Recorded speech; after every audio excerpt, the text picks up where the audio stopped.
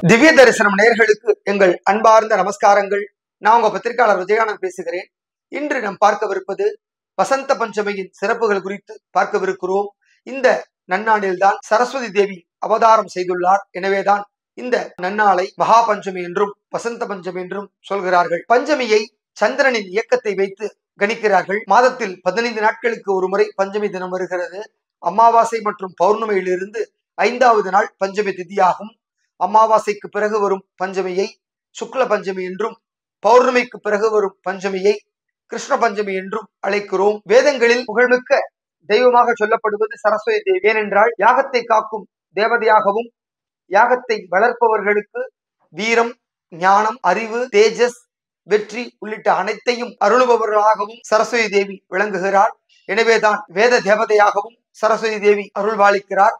பிரம்மனின் மனைவியாக சத்தியலோகத்தில் வெந்தாமரை பீடத்தில் அமர்ந்து அருள்வாளிக்கின்ற அந்த சரஸ்வதி தேவி வித்யா பாரதியாகவும் சொல்லப்படுகிறார். வித்யா என்றாலே ஆத்மாவை மெய்ஞானத்துக்கு அழைத்து செல்லும் என்பது பொருளாகும். எனவேதான் கல்விக்கு அதிபதியாக சரஸ்வதி தேவியை நாம் அழைக்கிறோம். 64 கலைகளுக்கும் அதிபதியாகவும், அன்னை ஆதிபராசக்தியின் சொரூபமாகவும் சரஸ்வதி தேவி விளங்குகிறார். பூமியில் புண்ணிய நதியாக சரஸ்வதி தேவி ஓடிக்கொண்டிருக்கிறார்.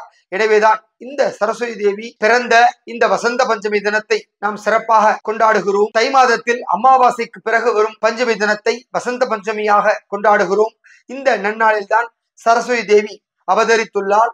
எனவேதான் இந்த நன்னாளில் நாம் குழந்தைகள் அனைவரும் கல்வி ஞானத்தை பெறுவதற்காக எல்லாம் வல்ல சரஸ்வதி தேவியை வேண்டி வணங்கி அந்த ஞானத்தை பெற பிரார்த்தனை செய்ய வேண்டும். இந்த நன்னாளில் நம் வீட்டு மழலை செல்வங்கள் அனைவரையும் புத்தகங்களை படிக்க சொல்லி ஞானத்தை பெற பிரார்த்தனை செய்ய வேண்டும். சரஸ்வதி தேவிக்கே குருவாக விளங்கக்கூடிய லக்ஷ்மி ஹயகிரீவரை இந்த நன்னாளில் வணங்கி அவருக்கு பிடித்த ஏலக்காய் மாலைகளை நிவேதனமாக அளித்து நாம் ஞானத்தை பெற பிரார்த்தனை செய்ய வேண்டும். எனவேதான் ஆலயங்களில் கடந்த ஞாயிற்றுக்கிழமை என்று லக்ஷ்மி ஹயகிரி ஹோமம் சிறப்பாக செய்யப்பட்டது. அன்றைய தினம் சரஸ்வதி தேவியின் குருவாக விளங்கக்கூடிய லக்ஷ்மி ஹயகிரிவரை வணங்கி குழந்தைகள் தேர்வு எழுதுவதற்கு முன்பு லக்ஷ்மி ஹயகிரிவரை பிரார்த்தனை செய்தால் நமக்கு புத்தி கூர்மை, ஞாபக சக்தி ஆகியவை மேலோங்கும்.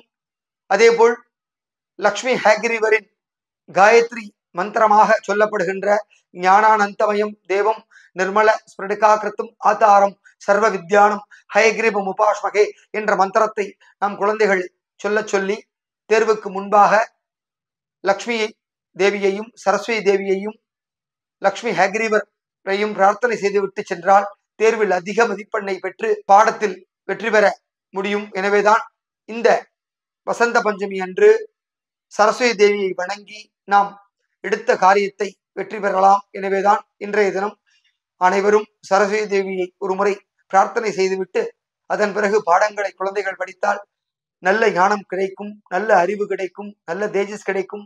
எனவே அனைவரும் இன்றைய தினம் சரஸ்வதி தேவியை பிரார்த்தனை செய்து வாழ்க்கையில் சகல செல்வங்களையும் பெற்று வேலோங்கும்படி உங்களை அன்போடு கேட்டுக்கொண்டு விடைபெறுகிறேன். நன்றி, வணக்கம்.